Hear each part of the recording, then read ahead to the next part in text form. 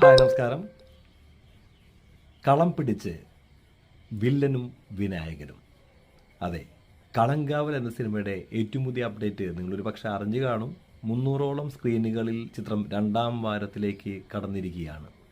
അതൊരു വലിയൊരു നേട്ടം തന്നെയാണ്. കാരണം ഈ ഒരു കാലഘട്ടത്തിൽ അത്തരത്തിലൊരു സിനിമ, അതും ഇപ്പോൾ ഒരു അനുകൂല സാഹചര്യമല്ല, ഒരു വെക്കേഷൻ സീസണല്ല, അതിന് തക്ക ഒരു സാഹചര്യമല്ലാതിരുന്നിട്ട് കൂടി, പ്രത്യേകിച്ച് ആ സിനിമ ഒരു പ്രത്യേക തരം സിനിമയാണ്. എക്സ്പെരിമെൻ്റൽ സിനിമ എന്നൊക്കെ പറഞ്ഞ ഒരു തരത്തിലുള്ള പടമാണ്.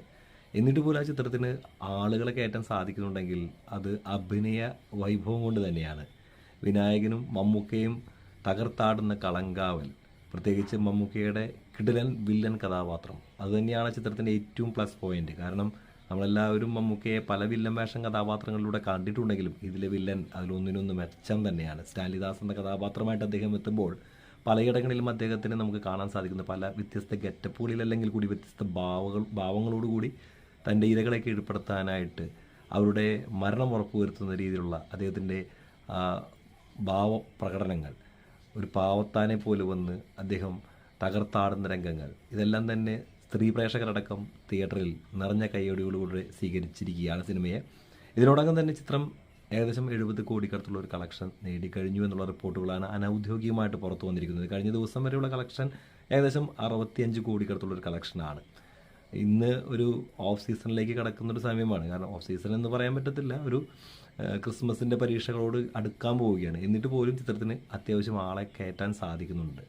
വീക്കെൻഡാണ്, ഇന്നിപ്പോൾ വെള്ളിയാഴ്ചയാണ്, നാളെ നമുക്കറിയാവുന്ന പോലെ തന്നെ ശനിയും ഞായറും എത്തുകയാണ്, ഇലക്ഷൻ്റെ റിസൾട്ടുകൾ വരികയാണ്. ടോട്ടലി ഒരു ഹോളിഡേ മൂഡ് തന്നെയാണ്. എന്നാലും സിനിമയ്ക്ക് അത്യാവശ്യം ആളെ കയറ്റാൻ സാധിക്കുന്നുണ്ടെന്നുള്ളത്, ക്രിസ്മസിൻ്റെ പരീക്ഷാ സീസണായിട്ട് പോലും അതിന് സാധിക്കുന്നുണ്ടെന്നുണ്ടെങ്കിൽ അത് ആ സിനിമയുടെ പ്രത്യേകത തന്നെയാണ്. ജിതിൻ കെ ജോസും ജിഷ്ണു ശ്രീകുമാറും ചേർന്ന് ഒരുക്കിയ തിരക്കഥ, മാത്രമല്ല വേഫർ ഫിലിംസിൻ്റെയും മമ്മൂട്ടി കമ്പനിയുടെയും കൊളാബറേഷനായിട്ടുള്ള ഒരു വിതരണം, അതുതന്നെയാണ് ചിത്രത്തിനെ ഏറ്റവും മികവുറ്റതാകുന്നത്. ലോകയിലൂടെ അവർ നേടിയെടുത്ത വിതരണ ശൃംഖലകളുടെ ശക്തി എന്താണെന്ന് ഈ സിനിമ നമുക്ക് കാണിച്ചു തരികയാണ്. സിനിമ 300 സ്ക്രീനുകളിൽ രണ്ടാം വാരത്തിലേക്ക് കടന്നു എന്നുള്ളത് വലിയൊരു നേട്ടം തന്നെയായിട്ടാണ് കണക്കാക്കാൻ സാധിക്കുക.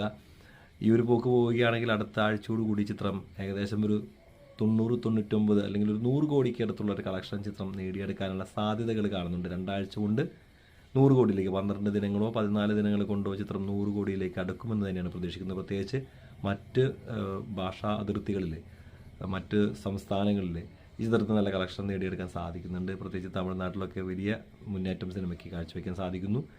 ഔട്ട് ഓഫ് ഇന്ത്യയും വലിയ GCCയിലും വലിയ നേട്ടം സിനിമ ഉണ്ടാക്കിക്കൊണ്ടിരിക്കുകയാണ്. എല്ലാവിധ ആശംസകളും നമുക്ക്